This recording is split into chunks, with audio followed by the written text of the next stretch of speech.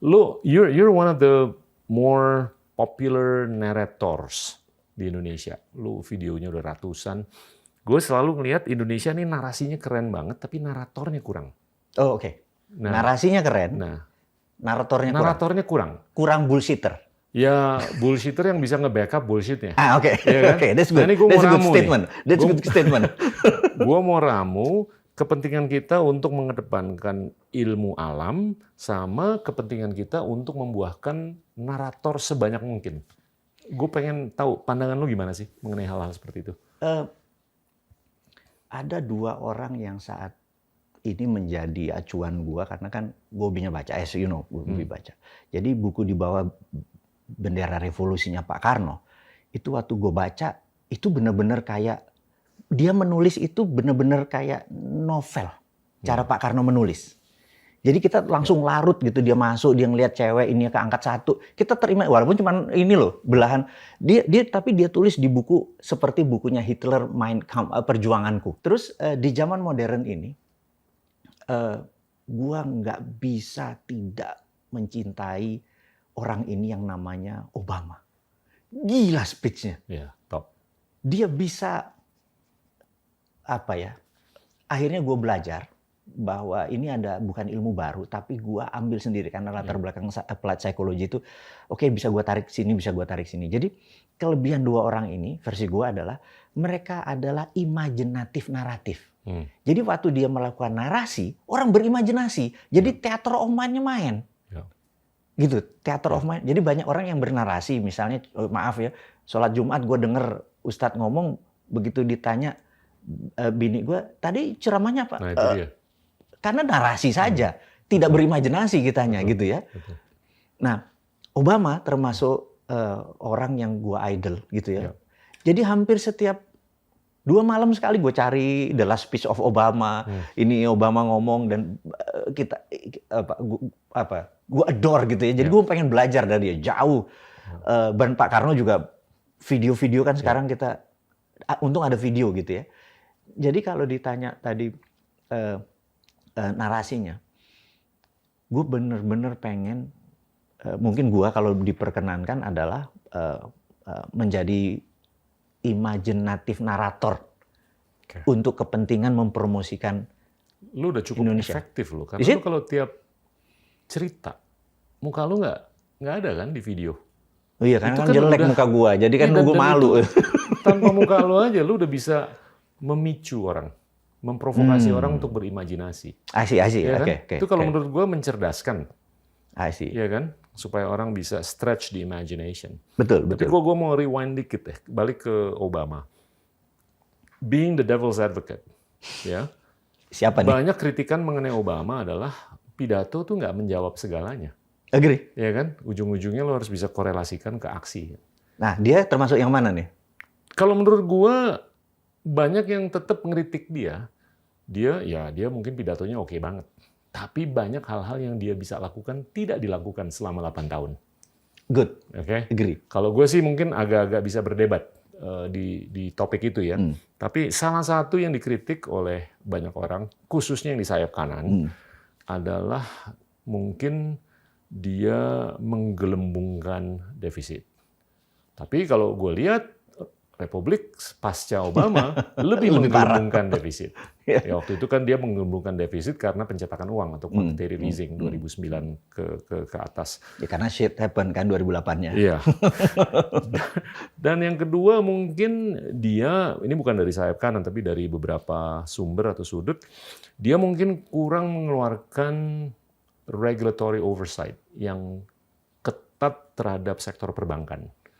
Setelah dia lakukan rekapitalisasi, dia kurang ketat supervisinya dan segalanya. Sehingga terjadilah pemborosan, kesembronoan di Wall Street, di mana Wall Street nggak ketemu dengan Main Street. Setuju. Iya kan? Setuju. Ya, kalau dan yang parah menurut gua, Obama adalah sewaktu dia Obamacare itu membuat pharmaceutical menjadi, ya jadi kalau sekarang di belakangnya COVID adalah pharmaceutical yang sakit hati, kita nggak heran, gitu. Dia terlalu darling kan waktu itu. Sementara Trump saat ini menebas itu semua kan, gitu. Ya, gue bilang wah ini dia take a side ini di bernegaranya gitu kan. Betul, Harusnya betul. bernegara kan nggak ada take a side ya, nggak ada. Ya. Ya Ipo, Lexos, Bud Hankam ya udah rata. Ya. Jangan satu yang lebih gitu. Ya. Dia waktu itu melakukan itu. Anyway, tapi yang saya pikir adalah kita belajar banyak. Kita ambil bagus-bagusnya aja. Tapi gue pengen balik ke lo nih. Oke. Lo tuh sebetulnya cukup bisa menjadi imaginative narrator, ya kan? Tapi gimana supaya Indonesia tuh bisa memass produce narator-narator?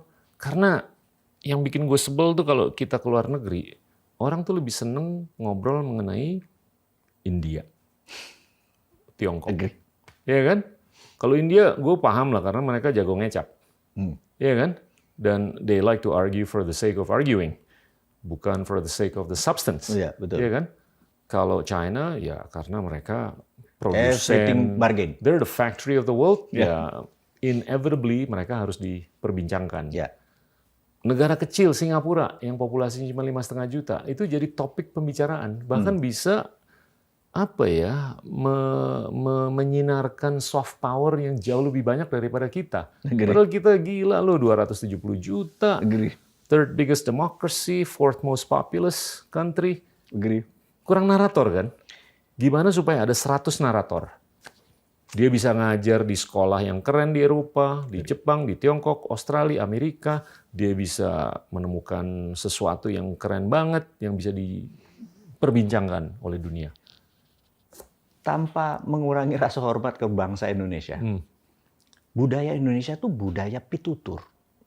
Bertutur. Ya. Bukan budaya baca. Oke.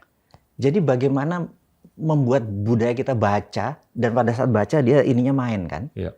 Nah, kita harus mempromosikan membaca, tapi dari yang sederhana dulu. Jadi kebiasaan misalnya, all presiden Amerika atau first lady-nya selalu datang ke TK-TK bacain. Nah, apa kita harus buat gerakan Indonesia membaca kali ya? Dan itu tidak harus ada kita, karena sekarang by YouTube kita bisa menyebarkan virus itu gitu, membaca. Yang kedua adalah bahkan lo bisa ke Blinkist, udah dengerin aja berapa menit. Dan yang kurang saat ini adalah buku-buku bagus. Jadi ada yang pernah bilang, orang Indonesia nggak suka baca. No, buku bagusnya nggak ada. Begitu ada buku bagus, orang kita baca juga kok. Gue kurang sependapat. Really? Gue kalau ke toko buku tuh gue nggak nyari topik yang gue suka. Nyari yang apa jadi? Random. Iya. Bahasa Indonesia apa bahasa Inggris nih? Bahasa Indonesia, bahasa Inggris. Rasanya bahasa Indonesia ada yang. Ya kalau bahasa Indonesia mungkin agak-agak bias ke sejarah kalau gue beli buku, ya kan? Tapi kalau bahasa Inggris gue ke toko buku gue random aja begitu. Kalau bahasa Inggris itu mengenai physics kayak, mengenai sociology atau mengenai apa itu gue baca. This is interesting. Kita sama-sama penggila baca. Kalau kita datang ke toko buku, anggap toko buku yang ada di Indonesia begitu baca, kita suruh nyari sendiri referensinya. Tapi kalau kita di Times atau di Singapura deh, itu langganan. Begitu datang, bosman datang, dia udah tahu. Dua yang ngawal. I need a geopolitics book. Okay, have you read this Fire about Trump? How dia become narcissism dan lain sebagainya? Oke, apa isinya? Dia cerita. Terus kalau gue baca ini di toko bukunya, dia mereferensikan. Wow. Jadi kita kalau di Indonesia nyari buku. Gue nggak pernah digituin. Oke. I mean, you're getting better service than I do. Jadi kalau ke sana kita nyari knowledge. Oke. Kalau ke Indonesia kita nyari buku. Yeah. Dia bilang, lu udah baca Asian Water nggak? This is how China become strong karena menguasai water, katanya. Tell me isinya. Dia cerita gini. Oke, I buy this book. Ngerti nggak maksudnya? Jadi yang penjaga bukunya itu dia baca bukunya dan kita dikasih knowledge. Jadi menurut saya kalau itu terjadi di semua toko buku, ada referensinya, kita tahu apa yang kita cari. Jadi bukan nyari buku, kita nyari knowledge. Ada enablernya ya di toko. Agree. Itu yang makanya kita datang. Tapi lu kalau ngomong begini lu, ya itu manifestasi dari kemalasan kita juga. Kita harus diprovokasi seperti itu. Agree. Iya juga. Iya kan? Iya. Jadi itu kalau menurut gue lebih sistemik. Itu di-spoil sih sebenarnya kitanya. Kan? Dan diarahkan, di leading untuk dibaca gitu. Iya. Nah, how do we fix that? Harus di-enable dulu, baru nanti lama-kelamaan enablernya ditarik supaya mereka secara innate mau datang sendiri ke toko buku atau Kan, ke Amazon iya. atau kemana, Kan mesen. kita kalau naik sepeda roda 4 jadi roda Iya, 2 iya, kita harus begitu dulu. Paham. Begitu. Menurutku ya harus di Oke. guide karena nature itu sedikit orang dibentuk dengan Iya. kebanyakan nurture.